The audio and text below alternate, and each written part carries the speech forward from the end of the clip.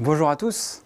Donc aujourd'hui le thème c'est un petit peu ce qu'on a dans la poche en général. Alors on est à peu près 50% à avoir un téléphone portable dans la poche.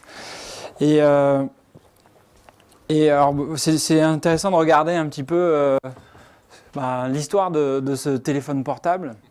Voilà le premier téléphone portable, mobile. Alors pas si portable que ça d'ailleurs. Hein. C'est voilà, chez Motorola, ça faisait quand même presque 1 litre en termes de volume. Donc c'était pas si évident. Ensuite, peut-être qu'il y en a qui ont connu, moi j'ai connu ça en tout cas, c'est le téléphone portable de Nokia, alors qui était assez monofonction. Alors il pouvait permettre de téléphoner, d'envoyer des SMS et il y avait aussi l'alarme. Voilà, donc ça c'était un des premiers téléphones grand public, on va dire. Et depuis 5 voire 10 ans, il y a eu une explosion en fait des smartphones. Et voilà ce qu'on voit apparaître tous les jours. Alors, moi qui suis enseignant-chercheur, je le vois surtout dans la main des étudiants en cours. Voilà. Et c'est surtout utilisé pour aller sur les réseaux sociaux, voir des vidéos, etc. C'est plutôt un appareil de distraction.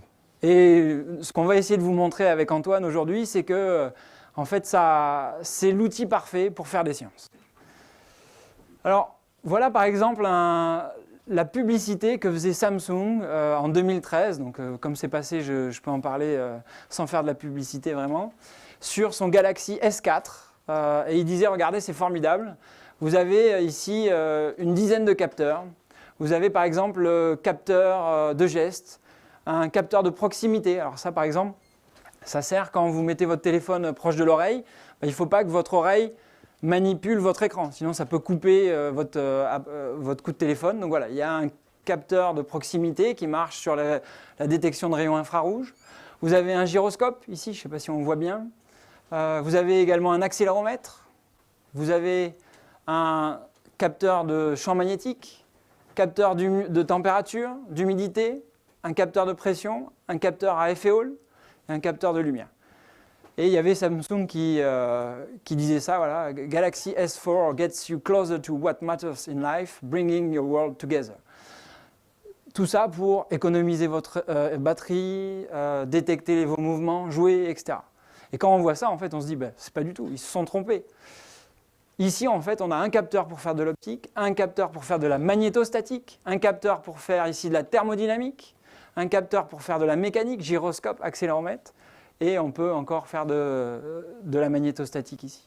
Donc ce qu'on va vous montrer aujourd'hui, c'est comment on peut utiliser ces capteurs pour que le Galaxy S4 et tous vos téléphones typiquement, ils vous permettent de vous approcher d'un laboratoire scientifique que en général on n'est que quelques-uns à connaître. Et vraiment vous allez découvrir qu'il y a beaucoup de capteurs. Alors je vais vous montrer ici par exemple les capteurs. Alors on va basculer, c'est ça. Voilà. Donc par exemple, ici c'est pas le dernier téléphone, il date déjà de 2011-2012, c'est un iPhone 4S. Donc c'est vraiment maintenant tous les smartphones ont ça. Et vous avez des applications comme celle-ci qui vous permettent d'accéder à vos capteurs. Alors, hop, je vais faire ici, back. Donc vous avez par exemple l'accéléromètre. Ensuite vous avez le gyroscope qui vous permet de détecter des vitesses de rotation. Vous avez donc le champ magnétique qui vous permet de trouver le nord magnétique. Vous avez donc également une accélération linéaire, ça permet de mieux savoir quel est le mouvement du téléphone, etc. etc. Un capteur de gravité, capteur d'altitude, voilà. Donc tout ça, et encore il n'y en a pas énormément dans ce téléphone, tout ça, c'est accessible et c'est ce qu'utilise votre téléphone, par exemple, pour faire pivoter l'écran. Ça, c'est l'accéléromètre. Quand vous tournez votre téléphone, l'écran pivote, c'est l'accéléromètre. Ce qui est incroyable, c'est que grâce à ces applications, il suffit de cliquer dessus et on peut lancer une acquisition. On a donc un capteur qui nous permet d'avoir l'accélération ici selon X, Y, Z, en fonction du temps, avec, on va le voir, une très bonne résolution. Et on peut donc faire des mesures et appliquer ça à la mécanique. Donc voilà, on va essayer de vous montrer comment on peut transformer votre téléphone en véritable laboratoire. Donc à l'intérieur de votre téléphone, vous avez ces différents capteurs qui, si vous les transportez sur votre dos, commencent à peser sacrément.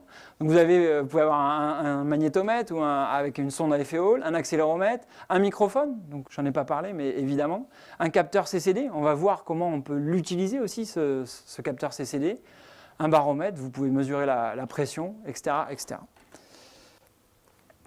Alors, combien d'entre nous ont un smartphone? C'est ça qui est intéressant, c'est que en 2015, par exemple, la Tribune disait, voilà, on était 2 milliards sur la planète à avoir un smartphone. À la fin de l'année 2015, il prévoyait qu'il y ait à peu près un tiers de la population mondiale. Et le groupe Ericsson, lui, prévoit qu'il y aura à peu près 3,3 milliards de personnes qui auront un abonnement smartphone. C'est-à-dire qu'il y a à peu près 50% de la population qui, en 2018, auront un smartphone.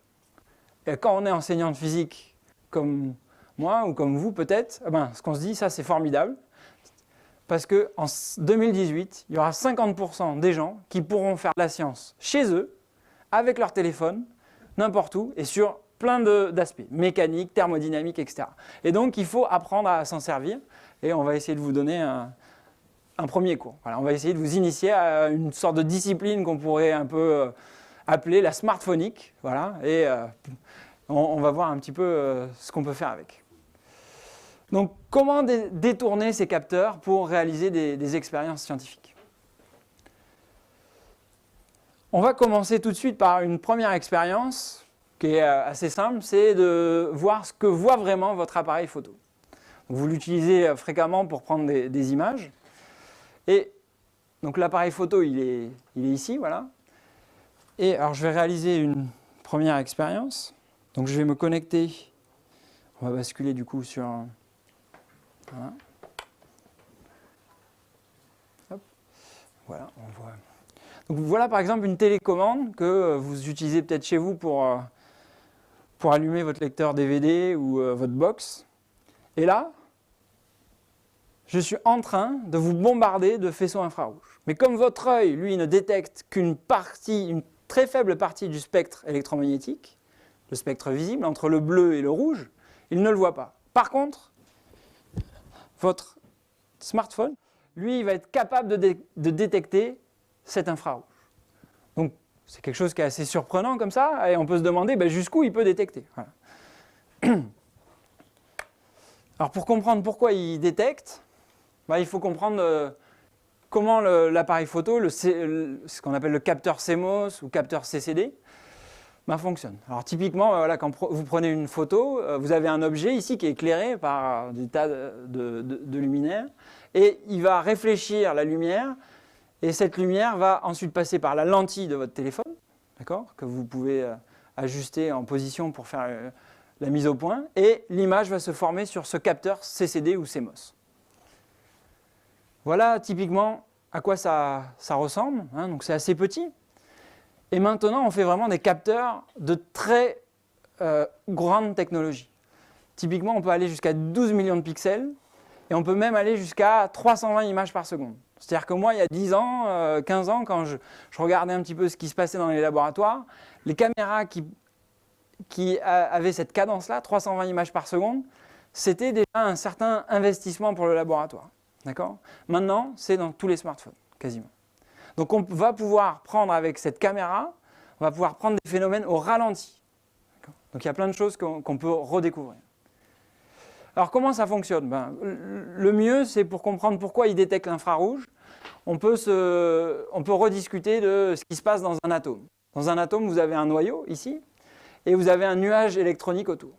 Si vous envoyez un photon, donc de l'énergie lumineuse, si l'énergie du photon elle n'est pas suffisante pour atteindre le seuil d'éjection, l'électron va être excité jusqu'à ce niveau-là, électronique, mais ensuite il va retomber.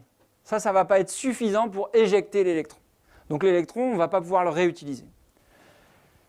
Si en revanche, on envoie une lumière qui est plus énergétique, comme l'UV par exemple, l'électron va pouvoir être éjecté et on va pouvoir réutiliser, d'accord, cet électron. C'est le principe de l'effet photoélectrique découvert par Einstein en 1905, d'accord, et expliqué par Einstein en 1905.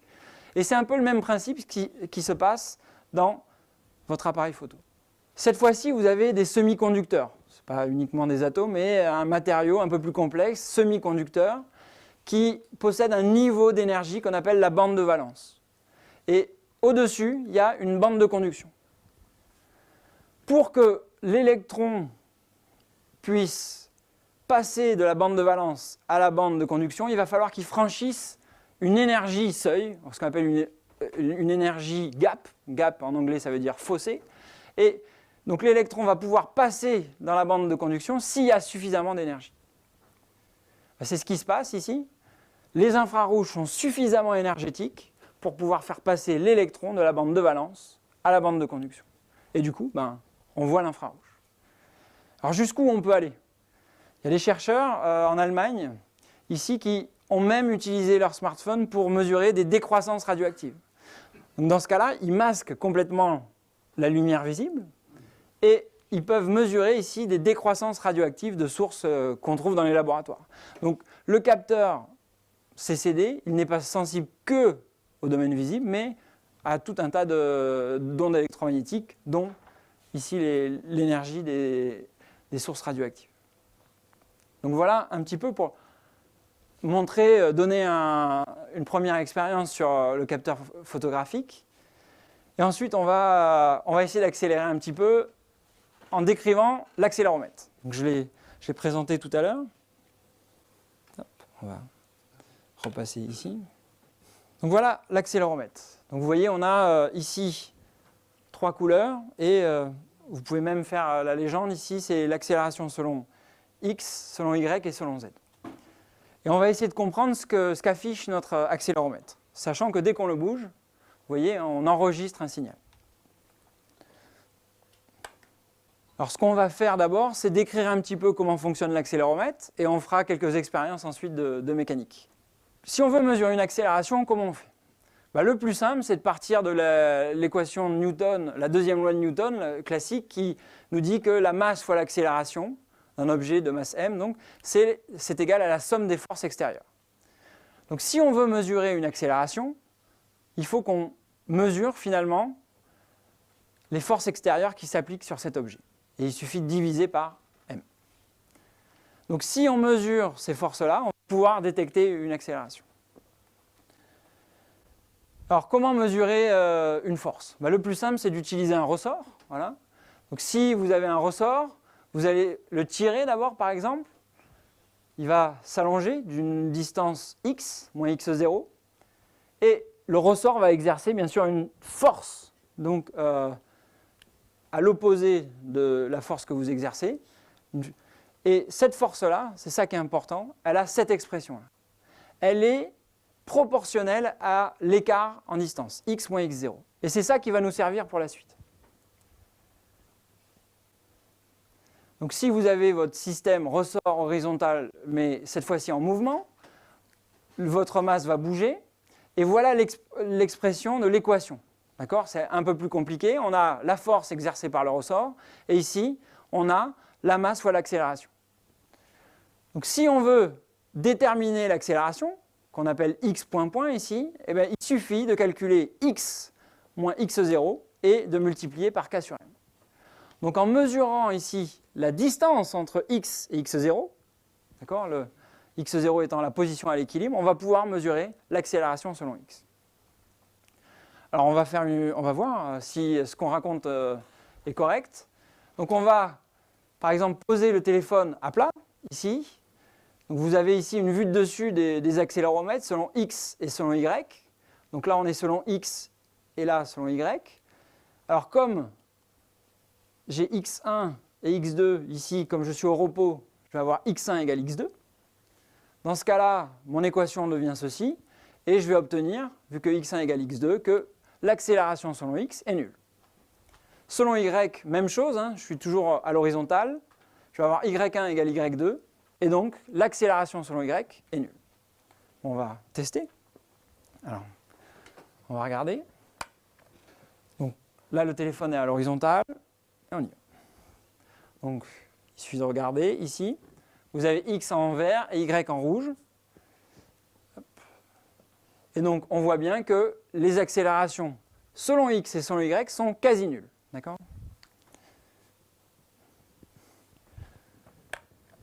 Qu'est-ce qui se passe maintenant si le téléphone est à la verticale?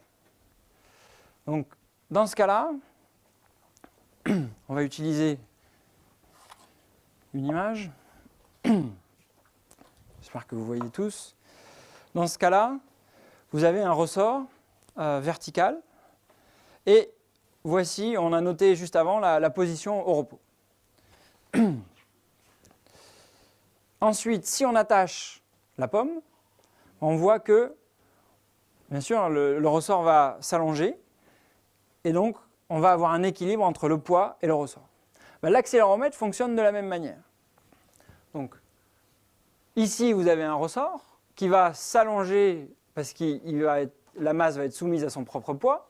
Et le ressort va donc compenser le poids. Et donc, on aura cet équilibre entre le poids et la force exercée par le ressort. Donc, on aura ici, à travers y et y0, finalement, une échelle d'accélération. Ici, on voit que la position de la pomme de Newton, va nous donner finalement l'accélération g. Donc cette position, elle est liée à l'accélération qui vaut g. G, c'est le champ de pesanteur et ça vaut 9,81 mètres seconde moins 2. Donc on est capable, à partir de là, de définir une nouvelle échelle d'accélération. À la place de y, ici la position de la masse, vous allez pouvoir déterminer que ici ça vaut moins 1g. Le y0 au départ c'était 0g.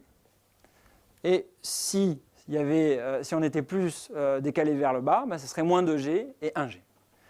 Donc voilà comment on va pouvoir estimer l'accélération verticalement. Et on peut définir une échelle d'accélération. Alors certaines applications donnent directement en fonction de g. D'accord ? Donc ça peut surprendre, mais des fois on a juste moins 1, moins 2. Non, c'est moins 1g ou moins 2g. Alors, si maintenant on reprend notre configuration, on a notre smartphone à la verticale. C'est ça. Je vais le prendre comme ça. Qu'est-ce que je vais observer? Je vais avoir ici, selon x, des ressorts qui vont être de taille égale. D'accord, d'élongation égale, donc j'ai x1 égale x2. Par contre, selon y, je vais avoir y1 qui va être beaucoup plus grand que y2. Et la question, c'est qu'est-ce qui m'affiche? Si mon téléphone est comme ça, ma masse ne bouge pas. D'accord, donc est-ce que j'ai une accélération nulle ou est-ce que j'ai une accélération différente de 0?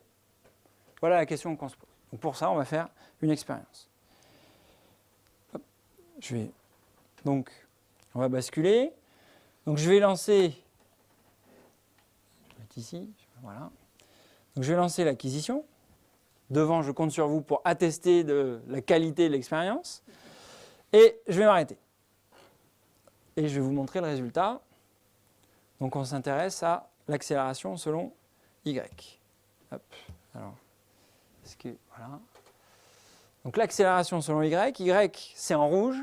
Et on obtient ici une accélération qui est plutôt de moins 9,80. Donc ça ne nous affiche pas y point égale 0, mais ça nous affiche finalement g. Donc ce que ça veut dire, tout ça, c'est que l'accéléromètre, il ne va pas nous afficher l'accélération de notre masse, mais il va afficher l'accélération effective de la masse, corrigée de la gravité. Et donc, selon x, on avait 0, d'accord ? Je ne sais pas si on l'a vu, mais voilà, typiquement ce qu'on avait, c'était en vert, x. Et selon y, on avait quelque chose proche de moins 10, et donc on avait moins g. Donc l'accélération qu'affiche l'accéléromètre, c'est une accélération effective qui prend en compte y moins y0, et donc qui va être égale à moins g. Si maintenant mon téléphone bouge, eh bien, ça va être une variation par rapport à cette accélération effective.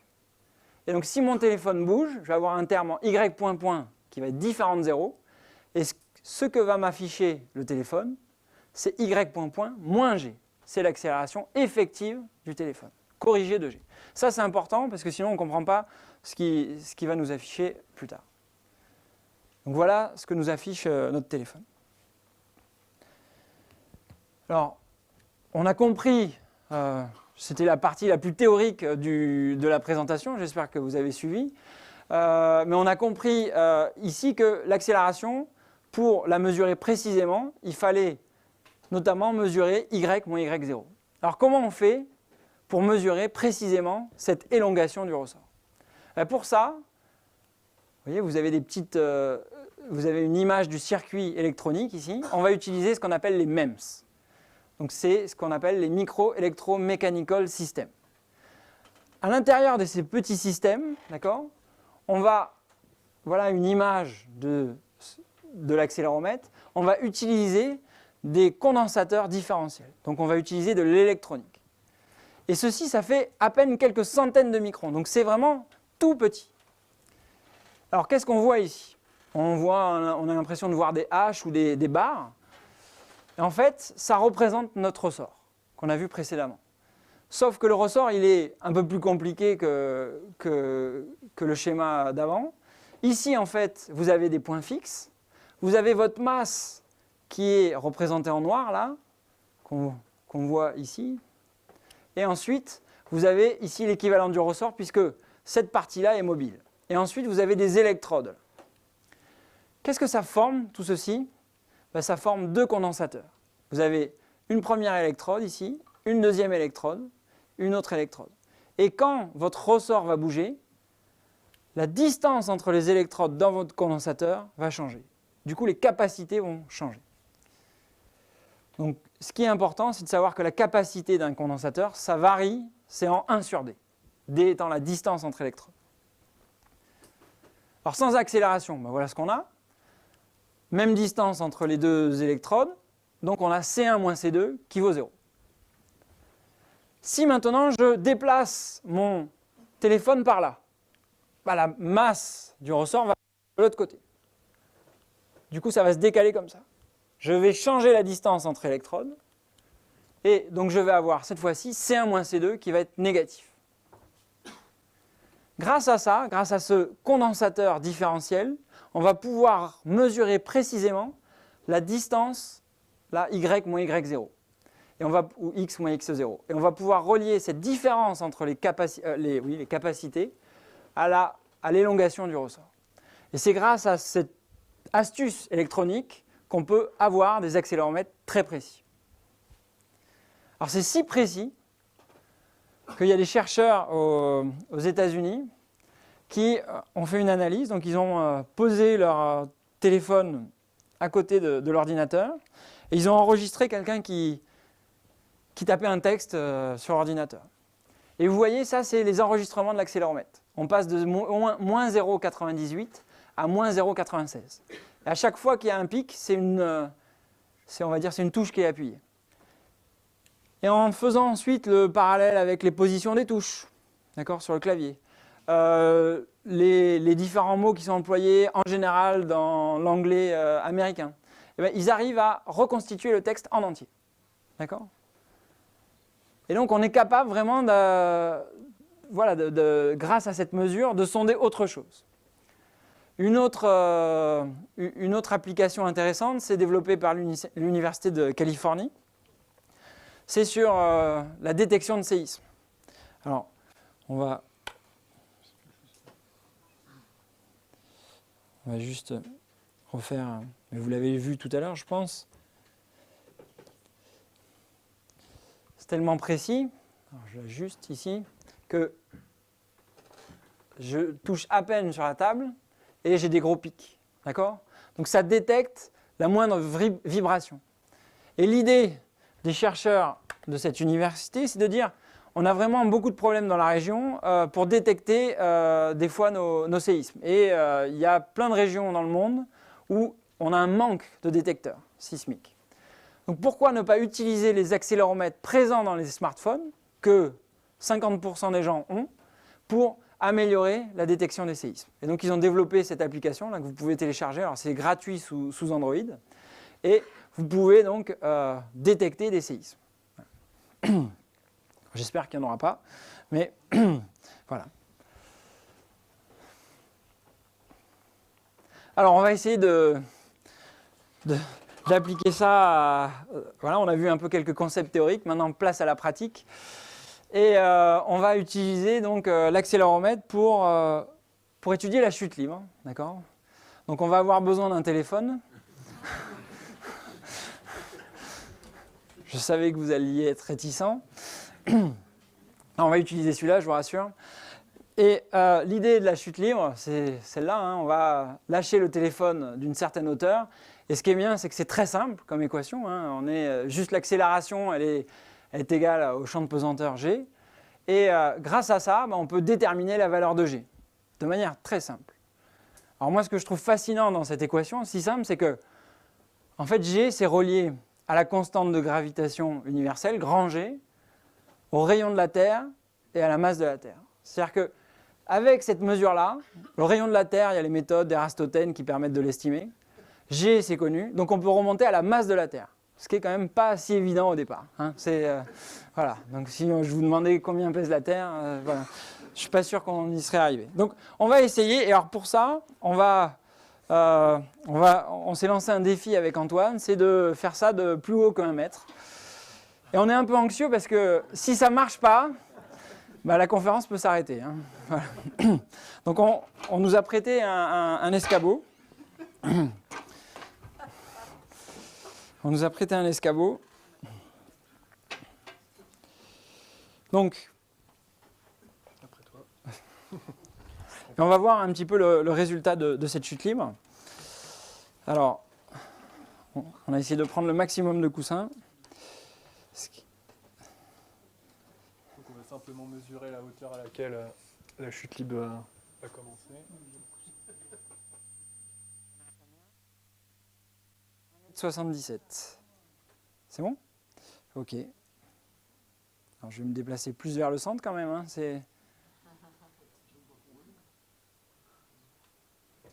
Okay. Alors voilà, ça a l'air de s'être bien passé. On va pouvoir continuer. C'est la bonne nouvelle. Ok. Et on va regarder ce qui s'est passé pour essayer de comprendre ce.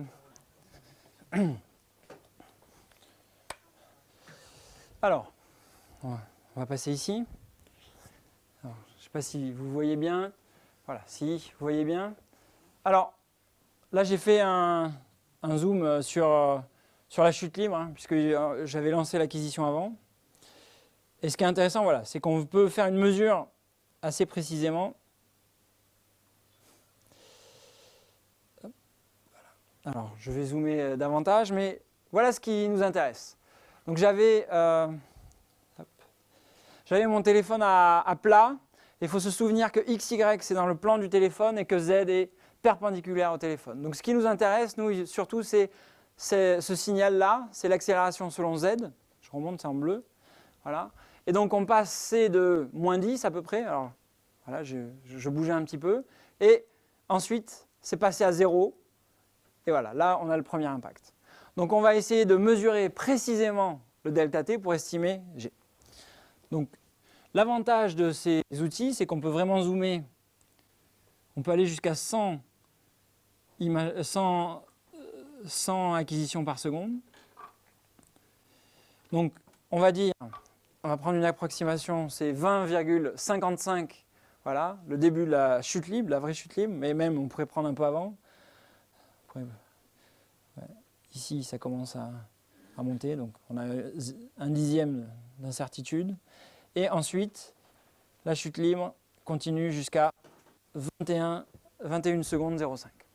Donc pendant que je dis ça, Antoine, il rentre tous ces paramètres dans son ordinateur. Et nous, on va essayer de comprendre, avant qu'il nous donne le résultat, pourquoi on observe ça.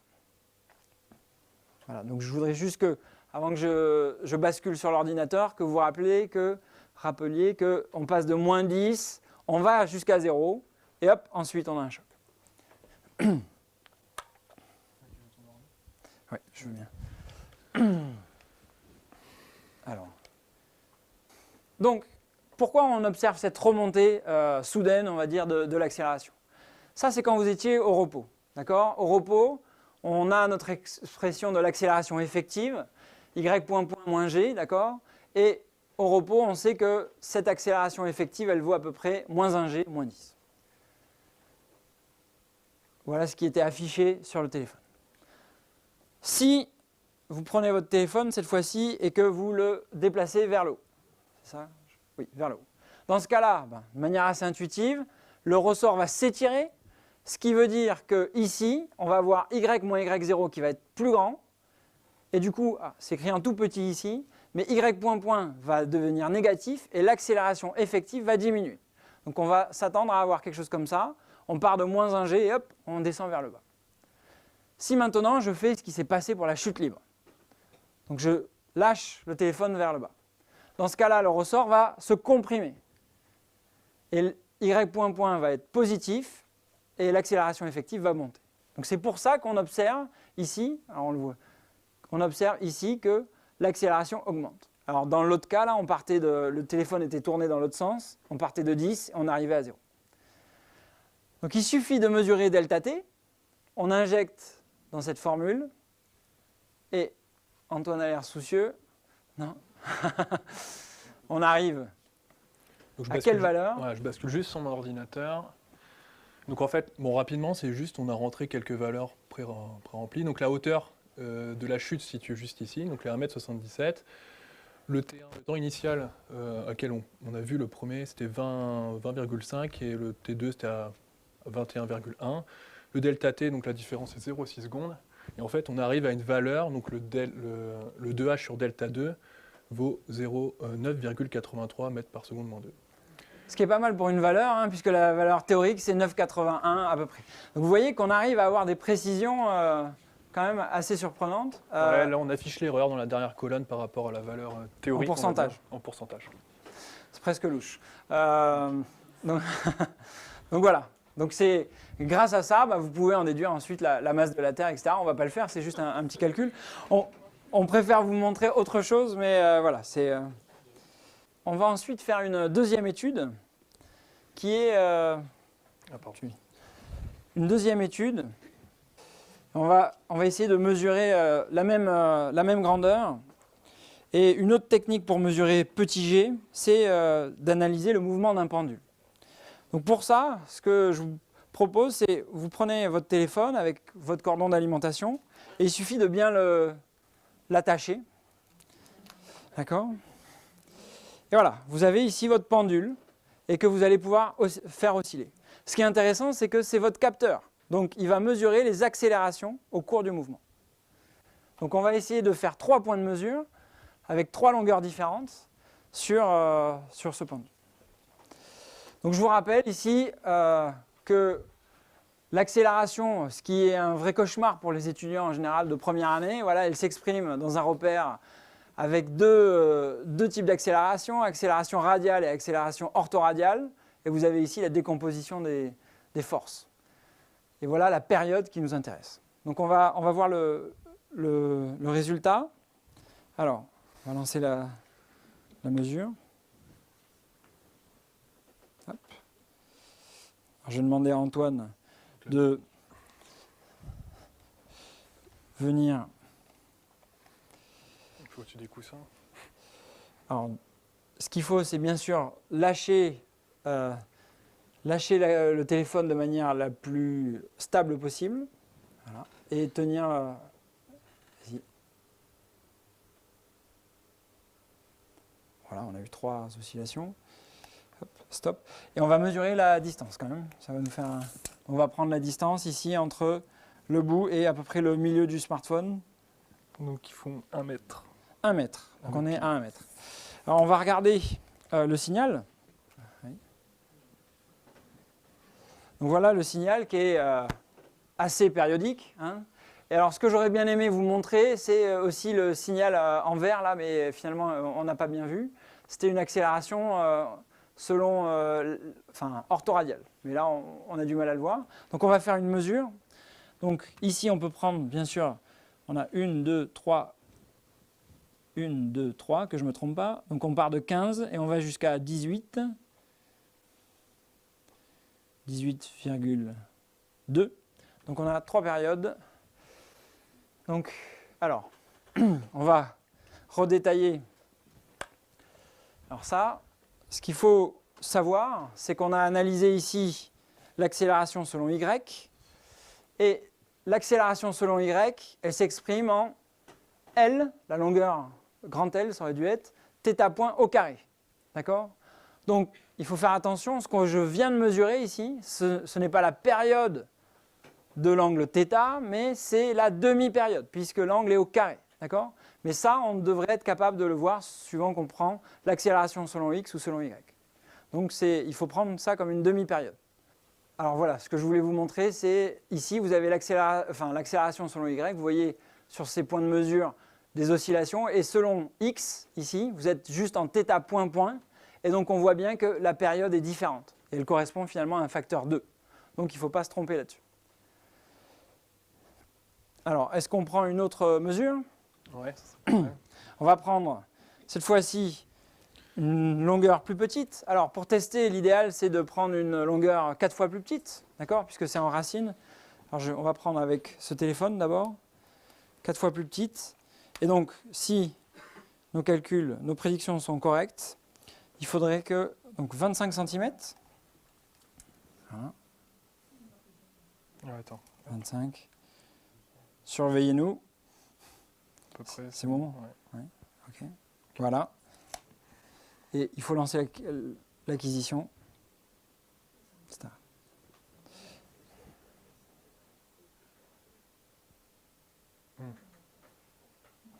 Difficile, on va voir. Hein. Si ce point de mesure ne marche pas, ben, on pourra l'enlever. Hein.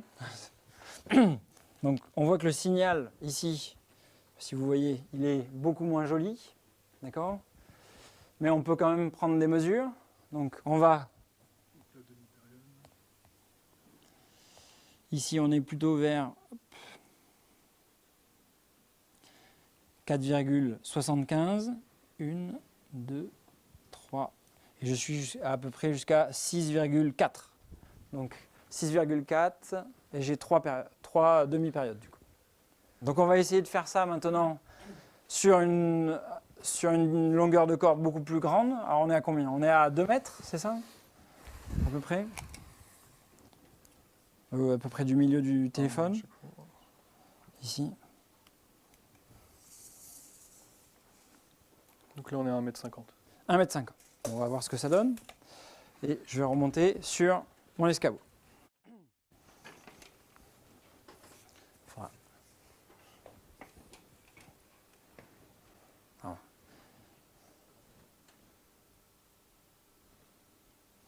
Ok.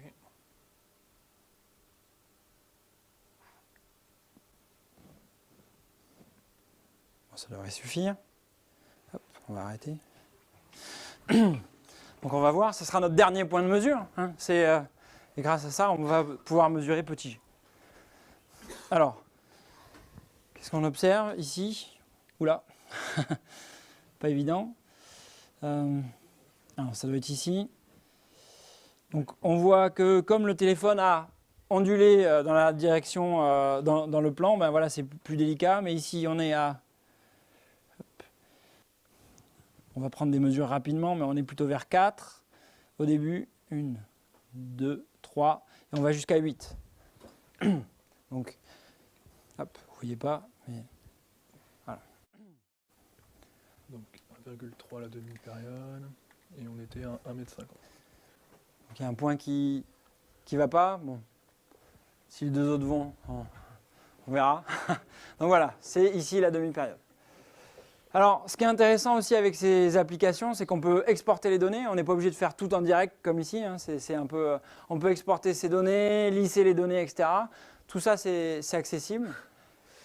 Donc, ce qu'on va tracer, c'est, pour vérifier cette loi, c'est on a cette équation au départ, et on va tracer 4pi carré fois L en fonction de t carré. Et comme ça, le coefficient directeur devrait être La G. pente. Voilà. Alors ? Pas du tout. Bon, en fait, il y a un des points de l'expérience qui ne nous permet pas de trancher sur le truc. Là. Alors, on l'a réalisé avant avec plusieurs points, voilà. Il faut toujours avoir une roue de secours. Et voilà ce qu'on a obtenu, d'accord, hein, je ne vous mens pas, ça marche très très bien, d'accord. Bon, il faudrait voir un petit peu ce que ça donne. Ce qui est intéressant avec cette expérience, c'est qu'on peut aussi raffiner. vu qu'on peut vraiment zoomer en détail sur les points, ben, par exemple, on peut demander aussi aux gens de dire qu'est-ce qui se passe en fonction de l'angle initial, θ0. Normalement, ça varie peu, d'accord, hein, là, l'angle θ0, il n'est pas présent dans cette équation, mais il y a une formule qu'on appelle la formule de Borda qui prend en compte cette correction. Et on est tout à fait capable d'identifier la dépendance en angle θ0 grâce à cette expérience. Donc voilà ce qui est intéressant. Ouais, ce qu'on peut faire aussi, c'est, on ne va pas le faire pour faute de temps, mais on aurait pu lancer le téléphone comme ça. C'est-à-dire qu'il va être contre le frottement de l'air, beaucoup plus que quand il est sur la tranche. Et grâce à ça, vous pouvez tester finalement les forces de frottement. Vous pouvez, alors Antoine va vous montrer quelque chose, vous pouvez demander… On peut carrément ajouter des petites ailettes autour du téléphone, enfin des petites ailettes, un morceau de carton par exemple, pour vraiment augmenter la friction autour du smartphone. Et donc on peut voir la décroissance, enfin l'amortissement en fait, du mouvement au cours de ton déplacement. Donc voilà, vous pouvez tester tous ces régimes d'amortissement critiques, suramortis, etc. grâce à ce dispositif. Autre chose qu'on ne va pas faire, mais par exemple, si vous avez un projectile ici, une balle de tennis, quand vous lancez cette balle de tennis, voilà, comme ça, la trajectoire de cette balle, c'est une parabole. Donc voilà, donnée par cette équation. Et voilà typiquement la trajectoire de la balle de tennis en fonction du temps.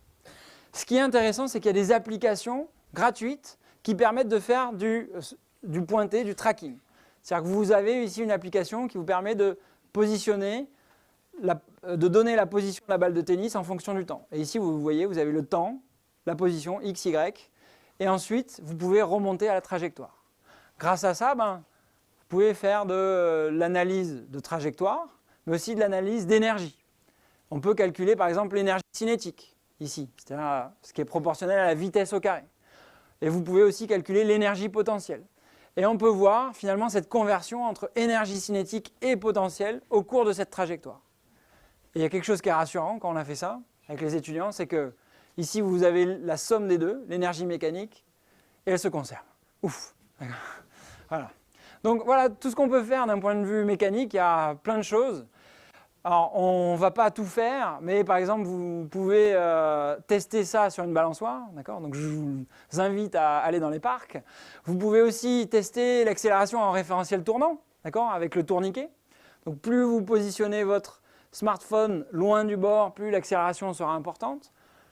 Sinon chez vous, vous avez l'essoreuse à salade, voilà, donc à vous de mettre votre téléphone dedans et de tourner.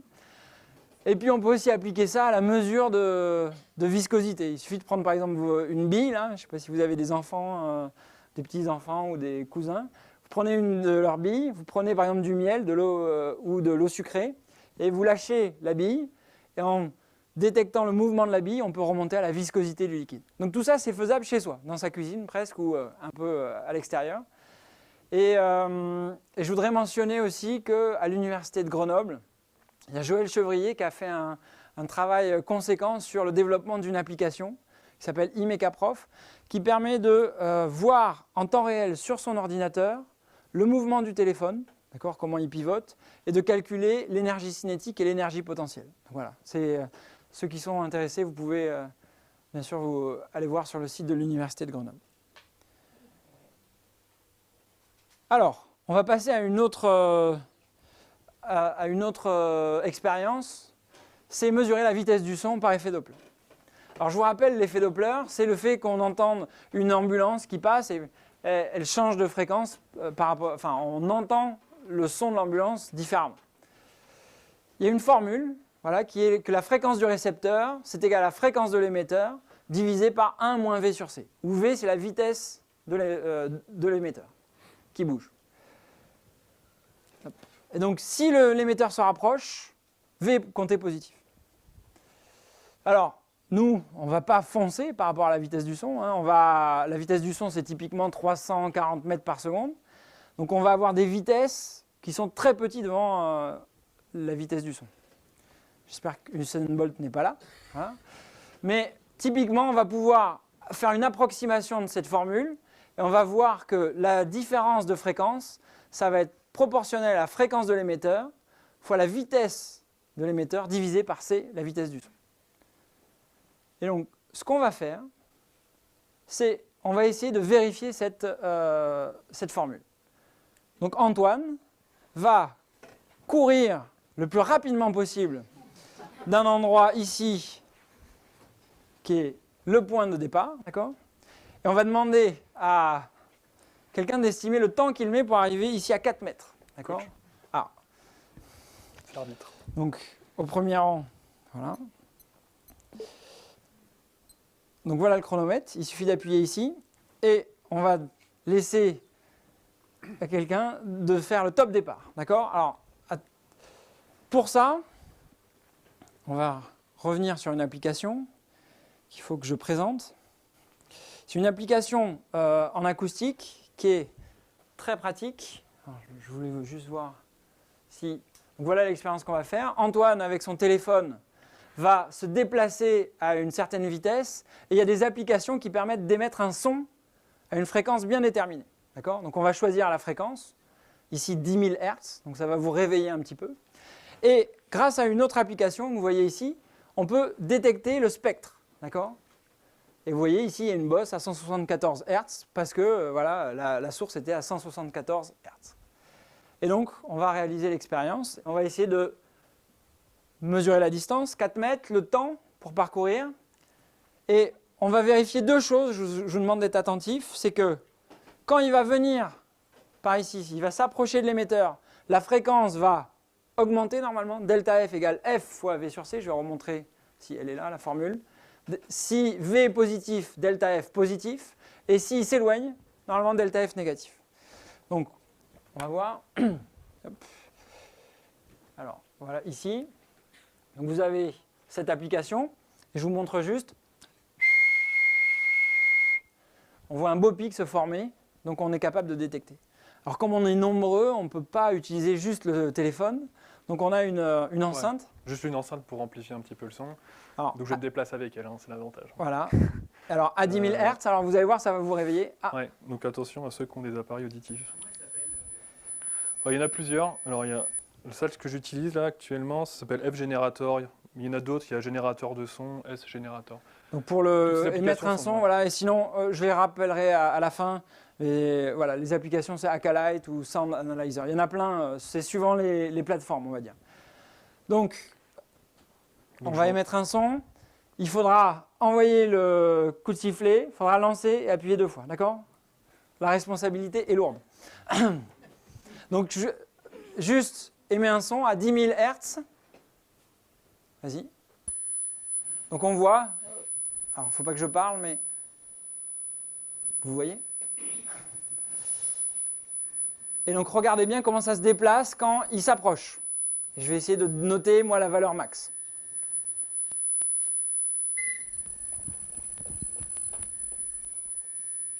Donc j'ai noté... Ah, il a loupé. Faire des expériences, ce n'est pas si facile. Alors on recommence du coup. Est-ce que vous êtes à 0? Ouais. Ah. Non, pas... Ici, hein. Ouais. Attention.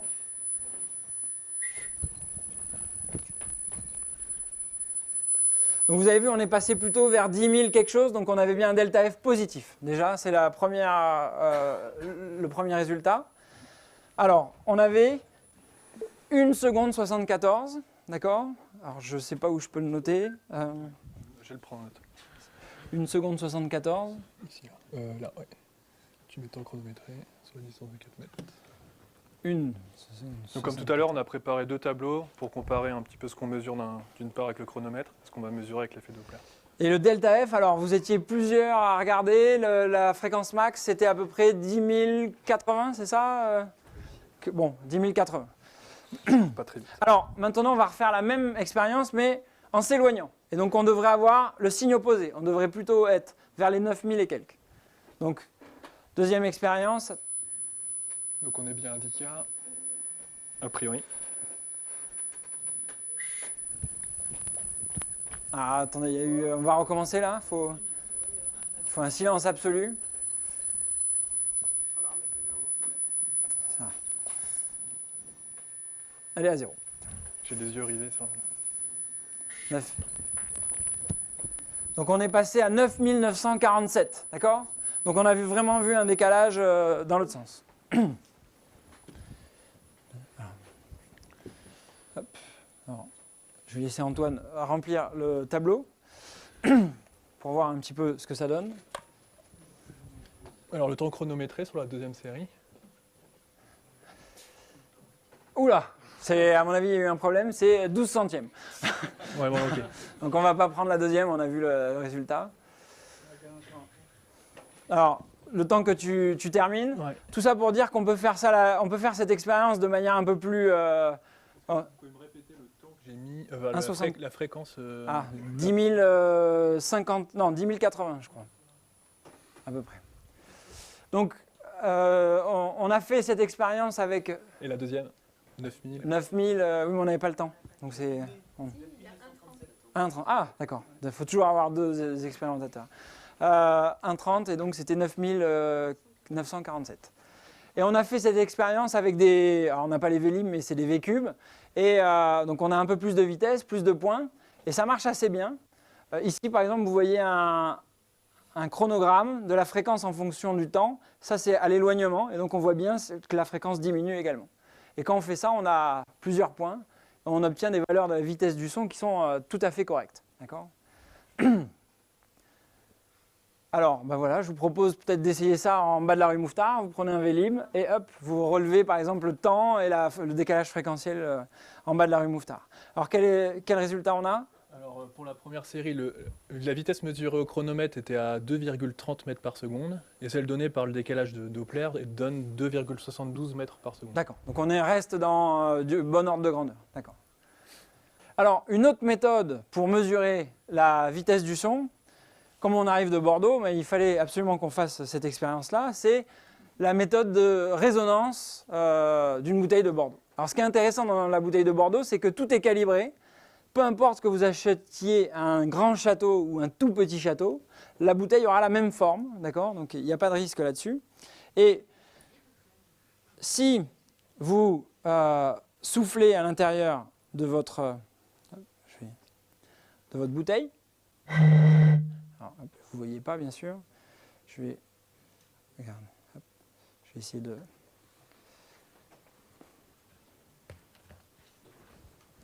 Zut.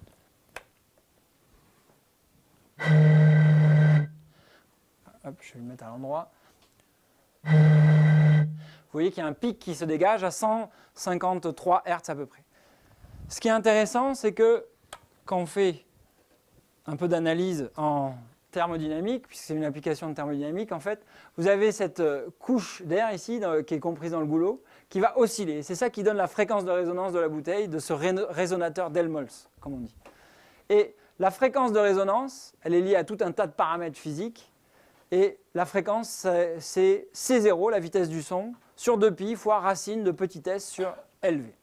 Donc voilà, on est capable, grâce à ça, en mesurant la fréquence de résonance, et tous ces paramètres, de mesurer la vitesse du son.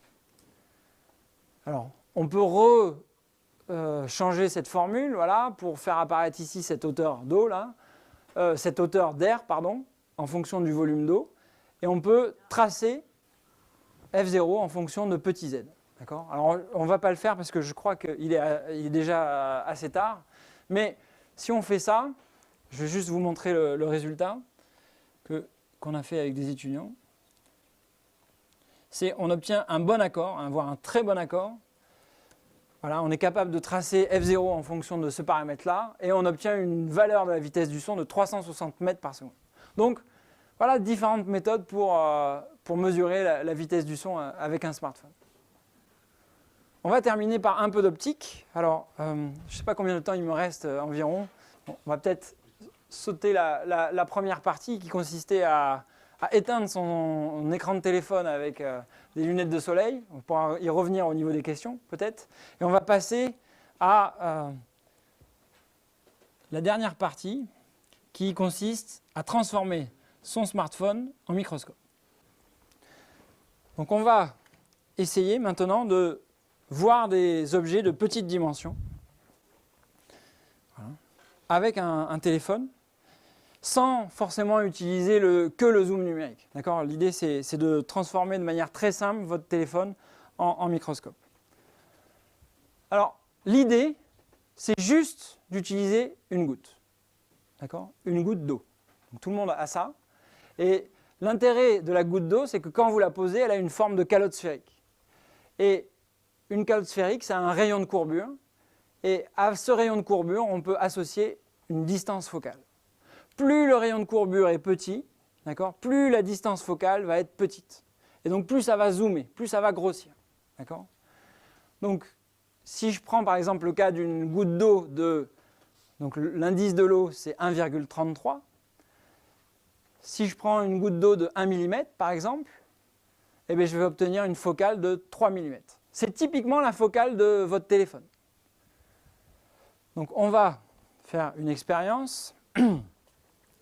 D'abord, on va essayer avec ça.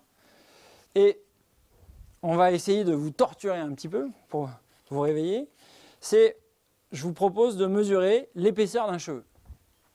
Donc j'ai besoin de volontaires pour... Ah, pas vous. La moustache convient aussi. Est-ce qu'il y a un volontaire? Sinon je serais... Voilà. Hop. À ce rythme-là, j'en aurais plus beaucoup. Mais voilà. Et on va essayer de mesurer l'épaisseur d'un cheveu. Donc, ce que je vais faire, c'est 2 étapes. Parce que l'intérêt, ce n'est pas seulement de voir plus gros, mais c'est aussi qu'on peut mesurer très facilement. Donc, vous voyez ici qu'il y a une règle. Donc, je vais faire une première expérience pour voir ce que va représenter 1 mm sur l'écran de smartphone. Et ensuite, je vais mesurer le cheveu. D'accord ? Le cheveu qui doit être ici. Ok, donc je vais vous montrer. Donc on va passer sur voilà, l'appareil photo. Voilà. Donc l'idée c'est vraiment de déposer une toute petite goutte d'eau. Plus le rayon de courbure est petit, plus la focale est grande. Donc ce que j'utilise moi c'est typiquement les dosettes pour les yeux. Voilà, puisque tout le monde n'a pas forcément une petite pipette sur soi. Et donc on va essayer de déposer une toute petite goutte d'eau.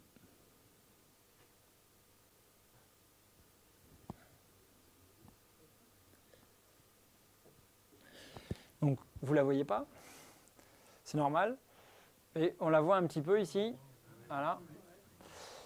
Alors, on me pose souvent la question, mais elle ne tombe pas? Non, elle ne tombe pas, elle tient par capillarité. D'accord?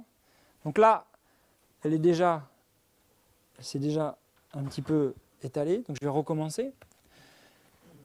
Et ensuite, je vais faire une mesure.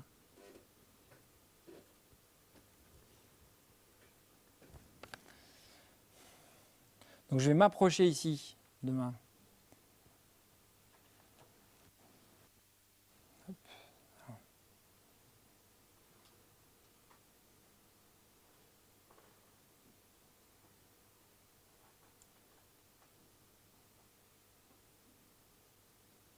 J'essaie de prendre ici. Donc voilà, je ne sais pas si... Ah, vous voyez très mal en fait. Peut-être que... On peut mettre un peu de lumière. Source, non lampe. Je ne sais pas si c'est mieux. Donc typiquement ici, vous voyez, c'est 1 mm. D'accord ? Donc déjà, 1 mm, c'est grossi sans utiliser le zoom numérique en 2,5 cm. C'est-à-dire que si vous utilisez maintenant le zoom numérique, ben ça, on ne le voit plus. D'accord ? Ça sort complètement de l'écran.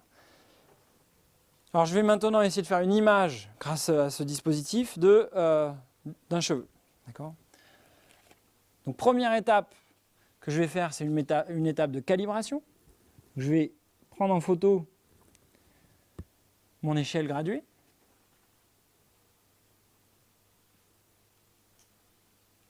Alors, j'essaie de m'approcher. Je ne sais pas si vous voyez très bien, mais... Et ensuite, je vais prendre le cheveu. Je ne sais pas si vous le voyez, il est dessous, là. Il faut que je cherche un petit peu. Je l'ai perdu. Plus il y a de l'ombre, alors c'est pas évident. Voilà. Il ne faut bien sûr pas bouger. Donc, l'image n'est pas terrible. Mais j'espère que vous allez le voir un petit peu. Non, rien du tout. Dommage. Alors, je ne sais pas comment en faire. Ouais. Donc, typiquement, alors je vais vous montrer finalement, vu que là, bon, on ne voit pas bien, je vais vous montrer les images que j'ai pu prendre avant. Ça, c'était 1 mm, d'accord? Et sur l'écran de téléphone, ça peut représenter jusqu'à 4,5 cm. Donc ça représente vraiment un gros zoom par rapport à la réalité. Le cheveu, pardon, voilà l'image du cheveu. Et quand on zoome, avec le zoom numérique, plus le zoom optique, on peut avoir jusqu'à 3 mm. Ce qui est intéressant, c'est que quand on fait ces deux images, ben on peut en faire une mesure. Donc, il suffit de comparer voilà, les deux. Et donc, un cheveu mesure environ 0,003, c'est 3 mm, divisé par 4,5 cm, fois 1 mm. Et on obtient 67 microns. Donc, grâce à ça, on est capable de voir quelque chose de l'ordre du micron. Alors, on va essayer ça avec des pixels d'un écran. Alors, est-ce que quelqu'un accepterait de passer l'écran de son téléphone pour voir les pixels de son écran? Je vais préparer ici la goutte. Voilà. Est-ce qu'il y aurait un écran, un téléphone? Ah, peu importe, voilà comme ça. On va basculer. Hop, voilà. Donc, on l'a là. Alors, j'espère que là, vous verrez quelque chose. Hop, c'est peut-être un peu petit. Donc, je vais essayer de zoomer.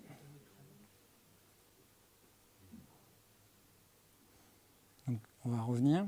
Je ne sais pas si vous voyez. Alors, l'image est, en termes de couleur, c'est pas terrible, mais en fait, il y a un problème de couleur. Mais voilà, on voit très bien le rouge, le vert et le bleu. Et on peut faire ça avec les différents types d'écrans. Et chaque écran a, on va dire, sa géométrie de pixels. Alors, pour terminer, je voudrais aussi vous montrer qu'on peut appliquer ça pour voir des cellules. On est arrivé à de l'ordre de la cinquantaine de microns. Et vous pouvez, chez vous, faire une expérience très simple qui consiste à observer des cellules, mais d'oignons. Donc, on a commencé à préparer un oignon, d'accord? Alors, ce que vous faites, c'est vous le coupez. Et il suffit en fait de prélever la peau, ici, à l'intérieur de l'oignon.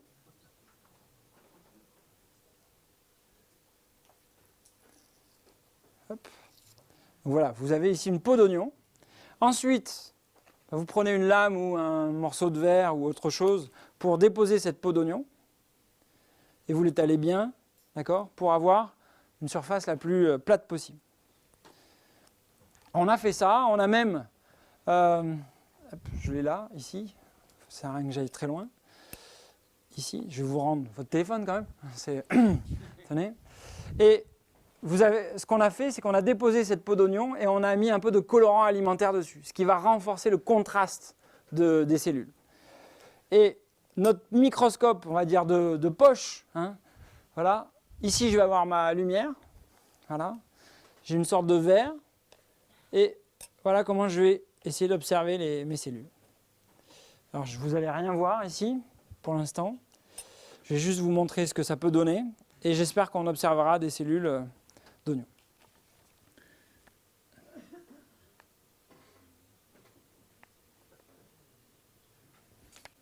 Hop.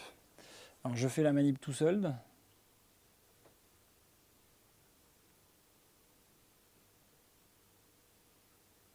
Pas très impressionnant pour vous.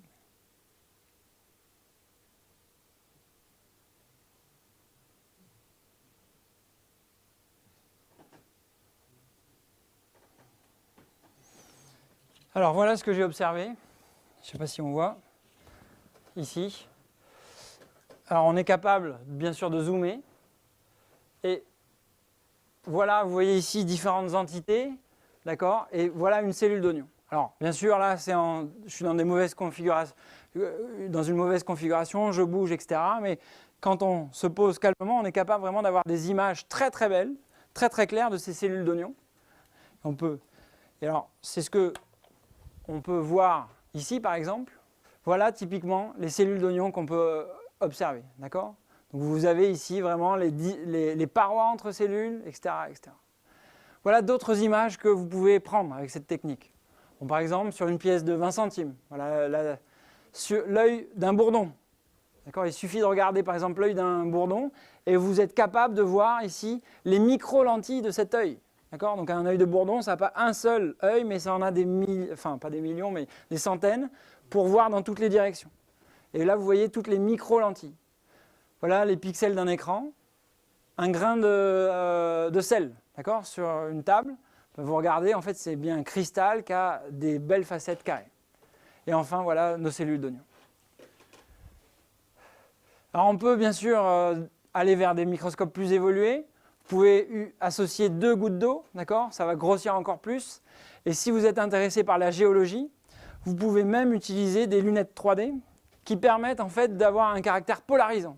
Donc il suffit de placer ça au-dessus et en dessous de votre échantillon et on est capable de voir l'anisotropie dans votre roche, par exemple. Alors juste pour signaler que voilà, si vous avez peur de mettre des gouttes d'eau, ce que je comprendrais, mais en fait il n'y a aucun risque puisque la goutte d'eau est très très petite. Il y a des lentilles qui existent dans les pointeurs laser ou sur le commerce que vous pouvez acheter. Sinon, on peut en fabriquer en PDMS aussi, par une méthode qui a été publiée par des Américains. Et voilà, il y a plein de recherches académiques qui essayent d'utiliser ce pouvoir des téléphones pour faire de l'analyse un peu partout, en Afrique, etc. Alors, je voudrais qu'on termine en vous présentant un peu tout ce qu'on peut faire, tout ce qu'on n'a pas eu le temps de vous présenter. On est capable de mesurer des tensions de surface. On peut faire des battements, un effet acoustique, phénomène de battement ici. On est capable de mesurer le coefficient de restitution d'une balle de ping-pong ou de tennis, juste en écoutant les rebonds, ping, ping, ping. On peut faire aussi de l'analyse d'intensité lumineuse. Donc ça, c'est par exemple ce qui se passe quand vous étudiez la décroissance radioactive. On peut étudier le champ magnétique. Il y a une expérience qu'on est en train de faire à l'Université de Bordeaux qui est assez jolie, c'est on essaye de faire un transit d'exoplanètes. Alors à l'échelle du laboratoire, bien sûr. Mais donc ici, vous avez une grosse étoile et on fait passer une petite boule de vent qui mime l'exoplanète. Et avec votre téléphone, vous allez détecter la décroissance en intensité lumineuse quand la planète, l'exoplanète, passe devant son étoile. Et grâce à ce signal, vous êtes capable de remonter à sa taille, etc. Bon, voilà, c'est quelque chose qui marche bien et c'est vraiment très pratique pour les étudiants. Donc tout ça, en fait, ça constitue vraiment un ensemble, alors qu'on pourrait appeler la smartphonique, comme je l'ai dit au début, et on peut vraiment l'appliquer dans différents domaines. J'espère qu'on vous aura convaincu. Ce que je voudrais dire, c'est pour ceux qui veulent aller plus loin, voilà, comme l'a présenté José Bico au début, en fait, cette partie sur les smartphones, elle est intégrée à un cours en ligne sur la physique des objets du quotidien. Donc, si vous êtes intéressé, voilà, vous pouvez par exemple envoyer un mail à cette adresse ici, et dans lequel il y a une partie sur le smartphone, qui va un peu plus loin que ce que je vous ai présenté. Je signalerai également qu'il y a un MOOC de mécanique avec le smartphone par Joël Chevrier. Voilà, donc ceux qui veulent aller plus loin, vous avez ici des références pour continuer. Et je rappelle ici les applications qu'on a principalement utilisées sous iPhone ou sous Android. Et je vous remercie pour votre attention.